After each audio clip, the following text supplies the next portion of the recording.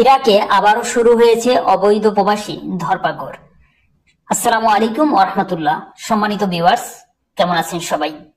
আপনারা যে দৃশ্যটি দেখতে পাচ্ছেন, এই বিষয়টি বিগত আগে থেকেই আমি আজ করতে পেরেছিলাম এবং তাদের অফিসিয়াল পেজে বিষয়টি নিশ্চিত করেছিল এবং স্বরাষ্ট্র মন্ত্রণালয়ের অফিসিয়াল পেজ থেকে এদেশের আকামা পুলিশদেরকে নির্দেশনা দেওয়া হয়েছিল অবৈধ প্রবাসীদের ধরপাকড় করার জন্য, এবং এই কার্যক্রম তারা প্রতিনিয়তই চলমান রাখবে বা এভাবে অবৈধ প্রবাসীদেরকে ধরপাকড় করবে।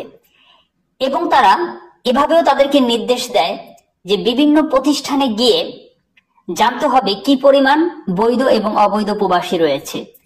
অবৈধ প্রবাসীদের বৈধ করার জন্য প্রথমত মালিকদেরকে সতর্ক করতে হবে।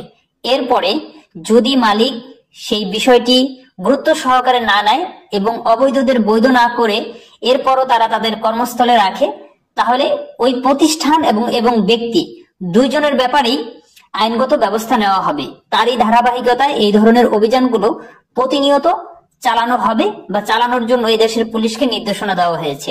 আমরা যারা বাংলাদেশে ইরাকে রয়েছি, আমরা অবশ্যই মালিকের সাথে এই বিষয়টি ডিসকাস করে নিব এবং যাতে করে এই দেশে আমরা বৈধভাবে থাকতে পারি সে ব্যাপারে মালিকের সাথে কন্টাক্টে যাব।